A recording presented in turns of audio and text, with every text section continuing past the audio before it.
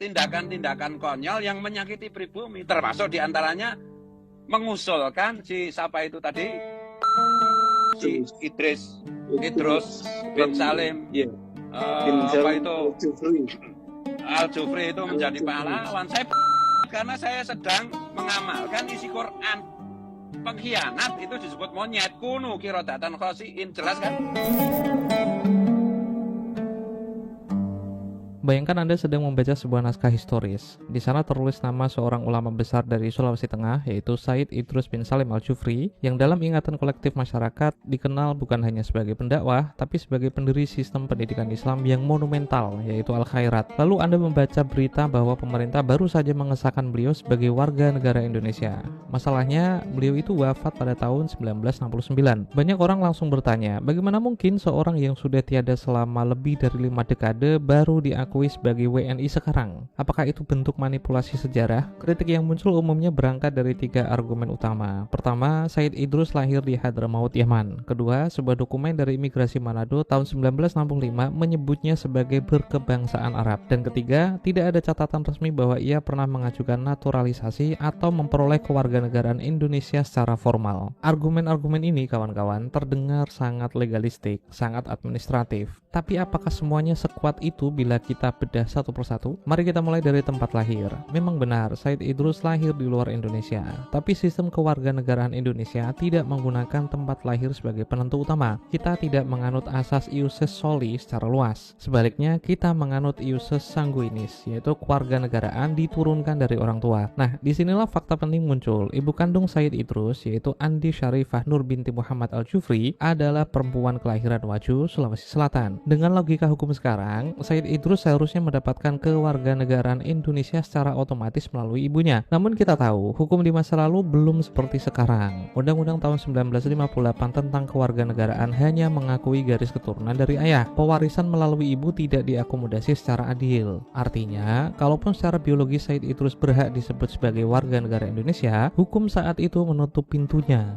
Maka pertanyaan berikutnya adalah, apakah keadilan hukum harus berhenti pada teks lama yang diskriminatif? Tahun 2006, Indonesia mengesahkan Undang-Undang Nomor 12 yang merevisi secara fundamental sistem pewarganegaraan. Kini, baik ayah maupun ibu dapat mewariskan status kewarganegaraan. Ketentuan itu bukan hanya berlaku ke depan, tapi juga memberi ruang untuk memperbaiki kegagalan administratif masa lalu. Disinilah celah koreksi hukum terbuka. Negara kini punya dasar hukum untuk merekonstruksi ulang status seseorang berdasarkan fakta genealogis dan integrasi sosialnya. Sekarang kita bahas dokumen imigrasi 1965 yang mencatat Said Idrus itu sebagai berkebangsaan Arab. Sepertinya ini argumen yang cukup fundamental oleh pihak yang menggugat. Tapi tunggu sebentar, apa sebenarnya kapasitas hukum dari dokumen tersebut? Apakah itu akta kewarganegaraan ataukah surat naturalisasi? Ternyata bukan. Itu hanya surat keterangan kependudukan dari kantor imigrasi, institusi yang mencatat keberadaan orang asing di wilayah tertentu. Dalam konteks 60-an, sistem administrasi kependudukan belum sekuat dan serapi sekarang. Identitas seseorang, apalagi keturunan Arab atau Cina, kerap dicatat bukan berdasarkan status hukum melainkan asal-usul etnik. Di masa itu, Arab bisa berarti identitas leluhur, bukan status kewarganegaraan aktif. Tidak ada bukti bahwa Said Idrus memegang paspor asing. Tidak ada catatan bahwa ia pernah menyatakan diri sebagai warga negara Yaman. Maka, dokumen tersebut tidak bisa diartikan sebagai bukti bahwa Said Idrus bukan warga negara Indonesia. Apalagi dijadikan dasar hukum untuk membatalkan pengesahan pemerintah saat ini, yaitu tahun 2024. Selain itu, harus kita pertimbangkan pula bahwa Said Idrus telah tinggal di Indonesia sejak 1930.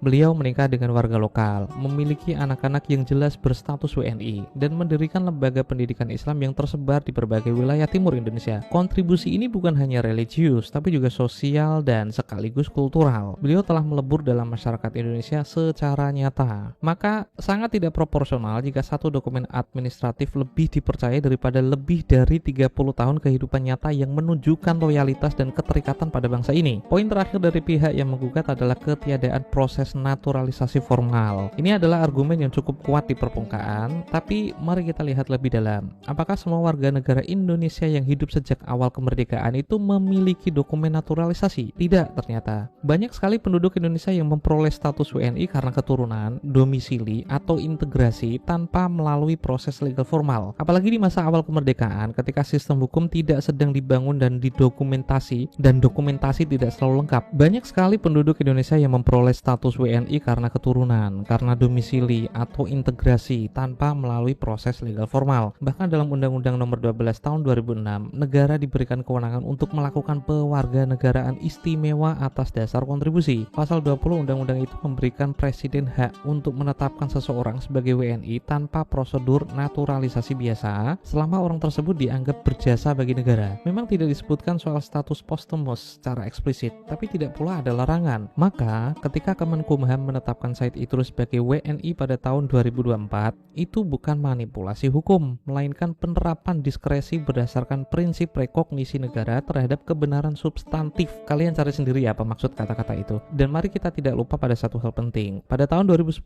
pemerintah Republik Indonesia menganugerahkan Bintang Mahaputra Adi Pradana kepada Said Idrus, ditandatangani oleh Presiden SBY. Itu bukan sembarang penghargaan. Bintang Mahaputra adalah tanda kehormatan tertinggi kedua di negara ini dan umumnya diberikan kepada warga negara. Jika pada 2010 saja negara sudah menempatkan beliau dalam jajaran tokoh yang layak mendapatkan kehormatan nasional, apakah terlalu janggal jika pada 2024 negara menyempurnakan pengakuan itu dengan legalisasi status WNI pada Said Idrus? Mari kita berpindah ke pertanyaan lanjutan. Jika pengesahan kewarganegaraan Said Idrus baru dilakukan pada 2024, bukankah itu berarti beliau bukan WNI semasa hidup? Dan jika bukan WNI, tidakkah penghargaan atau gelar yang diberikan negara padanya itu cacat hukum? Inilah premis yang tampak meyakinkan di permukaan, tapi justru disinilah kita bisa melihat betapa sempitnya cara pandang administratif bisa menyesatkan kita dalam memahami realita historis. Penting untuk diingat bahwa hukum, apalagi hukum tentang identitas kewarganegaraan, tidak selalu berjalan beriringan dengan realitas sosial. Kerap kali, hukum tertinggal dari kehidupan nyata. Said Idrus adalah contoh paling klasik bagaimana seseorang itu bisa hidup, bekerja, berkontribusi, bersosial, sepenuhnya sebagai bagian dari masyarakat Indonesia, tapi status hukum resminya itu tertahan oleh keterbatasan sistem birokrasi masa lalu. Ketika Kementerian Hukum dan HAM menerbitkan surat penetapan status WNI pada Juli 2024, mereka itu tidak sedang menciptakan fakta baru. Mereka hanya menegaskan secara hukum apa yang seharusnya berlaku sejak awal pada diri Said Idrus. Dalam administrasi publik, ini disebut koreksi retrospektif. Cari sendiri lagi definisinya. Praktik semacam ini bukan hal asing, kawan-kawan. Negara itu memiliki hak untuk mengakui kembali status seseorang jika terdapat bukti kuat bahwa individu tersebut seharusnya memiliki status tersebut, namun terhalang karena faktor-faktor historis, adanya diskriminasi, atau kelalaian birokrasi. Yang hal itu sangat lumrah di masa itu. Dalam kasus Said Idrus, bukti-bukti itu sangatlah jelas. Garis keturunan dari ibu WNI, domisili puluhan tahun di Indonesia, perkawinan dengan warga Indonesia, keturunannya pun menyandang sebagai warga negara Indonesia, dan kontribusi luar biasa melalui Al-Khairat. Maka pengesahan status WNI pasca wafat bukan anomali, tapi perbaikan terhadap cacat administratif yang dibiarkan terlalu lama. Beberapa orang menganggap status posthumous ini sebagai pemberian gelar kehormatan, seolah-olah Said Idrus itu diberi status WNI karena sudah berjasa. Tapi dalam kacamata hukum publik, yang terjadi itu justru sebaliknya. Negara itu sebenarnya sedang mengoreksi pencatatan lama yang tak lengkap agar keabsahan jasa-jasa Said Idrus itu berdiri di atas pondasi hukum yang tak terbantahkan. Bahkan dari sisi teknis, negara melakukan verifikasi yang cukup ketat,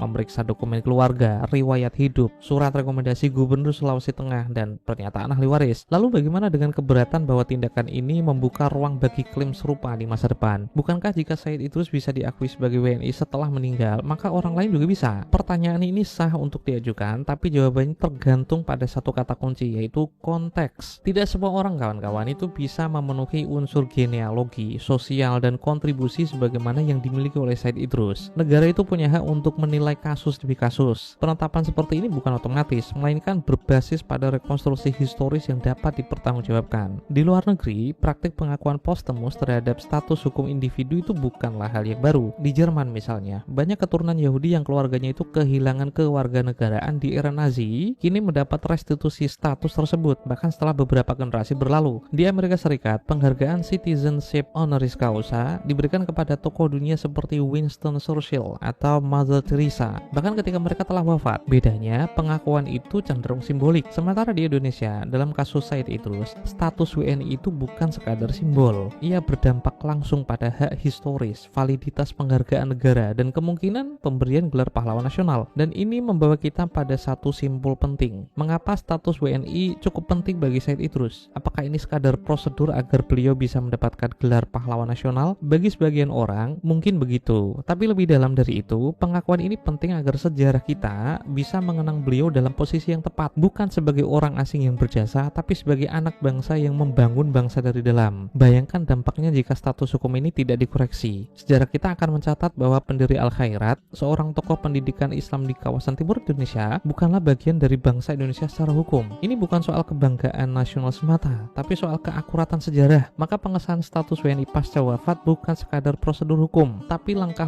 moral negara untuk memastikan narasi nasional tidaklah timpang. Gugatan terhadap status kewarganegaraan Said Idrus hanya akan kuat bila dapat membuktikan bahwa negara melanggar hukum dalam menetapkannya. Tapi kan faktanya, negara menjalankan proses ini dengan merujuk pada UU yang berlaku, prinsip iusus sanguinis, asas rekognisi, dan fakta historis. Gak ada satupun unsur di luar koridor hukum. Akhirnya, kisah Said Idrus bukan sekadar soal kewarganegaraan. Ini adalah cermin dari bagaimana sebuah negara berupaya berdamai dengan masa lalunya. Masa lalu yang seringkali penuh ketimpangan administratif, diskriminasi hukum, dan keterlambatan birokrasi. Dengan menetapkan beliau sebagai WNI, negara bukan sedang memberikan kehormatan sebenarnya, tapi sedang mengembalikan apa yang sudah seharusnya menjadi milik beliau sejak lama. Dan bagi kita semua sebagai rakyat sipil, ini jadi pengingat bahwa sejarah itu tidak selalu berjalan di atas jalur yang lurus. Kadang kita harus menoleh ke belakang, menyisir ulang catatan lama, dan berani mengakui ada hal-hal yang dulu luput dan sekarang waktunya dikembalikan. Saya Romalabas, ini Pemanjang Kantor, sampai jumpa.